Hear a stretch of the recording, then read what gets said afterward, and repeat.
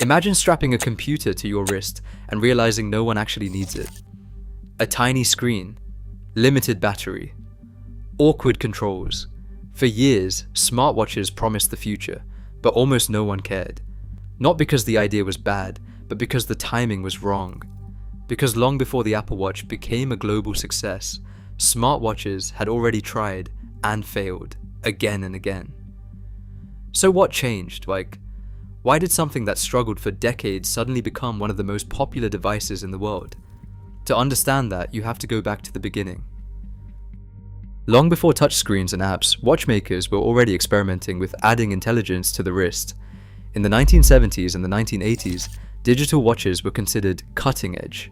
Brands like Seiko introduced models that could store small amounts of data, run basic programs, and even connect to early computers. Some watches could function as calculators, others could store phone numbers or simple notes. At the time, this felt revolutionary. But in reality, it was more novelty than necessity. The screens were small, the controls were difficult, and most importantly, they did not solve a real everyday problem. They were impressive demonstrations of technology, but they were not useful enough to change behavior. And that became a recurring pattern. In the 1990s and the early 2000s, companies continued to experiment. Watches became slightly more advanced. Some could sync with computers. Others tried to display messages or notifications. Then in 2004, Microsoft launched something that seemed like a major step forward: spot watches. These devices could receive news updates, weather forecasts, and messages through FM radio signals. It sounded futuristic, but it failed. The service required a subscription, which discouraged adoption. The battery life was poor, and the experience felt disconnected from everything else people use daily. Users had no reason to rely on it, because once again, the watch existed on its own. There was no ecosystem around it, and without an ecosystem, even good ideas struggle to survive. Around the same time, other companies tried similar approaches. Watches that could run simple apps, watches that connected to early mobile devices, but none of them reached mainstream success, because they all shared the same flaw. They tried to replace something instead of enhancing it. Then, everything changed. Not with a watch, but with a phone. In 2007, the smartphone transformed personal technology. Suddenly, people carried powerful computers in their pockets. Devices that combined communication, navigation, entertainment, and productivity into one place. The smartphone became central, and that created a new opportunity. Because once the phone handled everything, a smartwatch no longer needed to do everything. It only needed to extend the phone. This idea sparked a new wave of devices. In the early 2010s, companies like Samsung, Sony, and Pebble introduced modern smartwatches designed to connect directly to smartphones. Pebble, in particular, generated huge interest. It raised millions through crowdfunding and built a strong early community. For a moment, it looked like smartwatches might finally succeed. But they still struggled. Sales remained limited. Many users stopped wearing them after a few weeks. Something was still missing: the experience.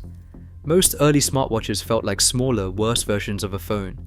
They had tiny apps, confusing interfaces, and slow performance. They were functional, but not compelling. If a device does not clearly improve your daily life, it quickly becomes something you stop using. Many early adopters experienced exactly that. The watch ended up in a drawer. It was not broken. It was simply unnecessary. If you enjoy discovering how technologies fail, evolve, and then suddenly take over everything, make sure to subscribe. What happens next completely changes the trajectory of this entire category. Because in 2015, Apple entered the smartwatch market. They approached it differently.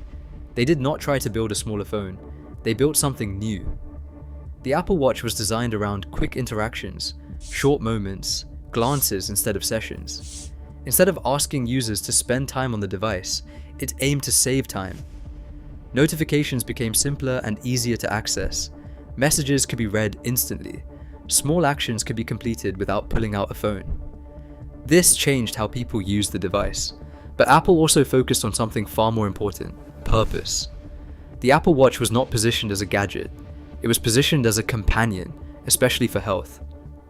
From the beginning, Apple emphasized fitness tracking, including steps, movement, and workouts. Then it expanded: heart rate monitoring, activity tracking, stand reminders.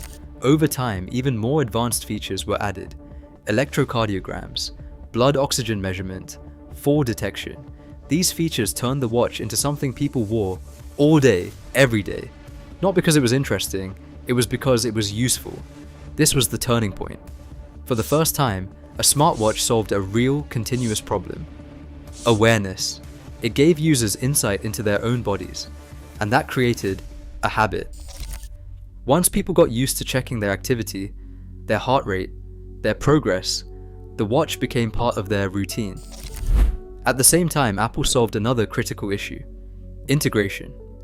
The Apple Watch worked seamlessly with the iPhone.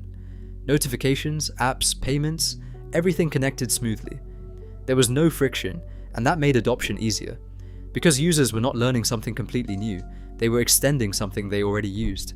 This is where earlier smartwatches failed. They existed alone. The Apple Watch existed within a system, and that difference changed everything. As adoption grew, developers began building apps specifically designed for short interactions: fitness apps, payment systems, messaging tools. Each one reinforced the value of the device. At the same time, hardware improved. Displays became brighter and sharper. Sensors became more accurate. Performance became faster. Battery life improved just enough to support daily use. Each update removed friction. Each improvement made the watch easier to rely on. And slowly, perception changed. Smartwatches stopped feeling experimental. They started feeling normal. Today, millions of people wear a smartwatch every day. Not because it is revolutionary, but because it fits into their lives. And that is the key difference. Early smartwatches tried to impress. Modern smartwatches focus on usefulness. And this pattern appears again and again in technology. The first version introduces the idea. The second version improves it. The third version makes it essential. And once something becomes essential, it begins to replace what came before. Because before smartwatches succeeded, watches themselves were already evolving. Traditional watches told time. Smartwatches do far more. They track your movement, monitor your health, deliver information. For many people, that has changed expectations. A watch is no longer just a timepiece. It is a personal device.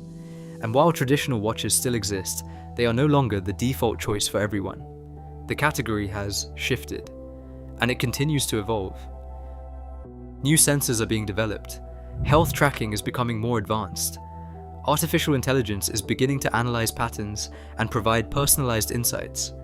In the future, your watch may not just track your health. It may predict it. It may detect problems before you notice them. It may guide your daily habits in real time. It may become a quiet layer of intelligence that supports you throughout the day without demanding your attention. And that is where the real transformation happens. Not when technology becomes more powerful, but when it becomes invisible. Because the most successful technologies are not the ones you think about. They are the ones you rely on without noticing.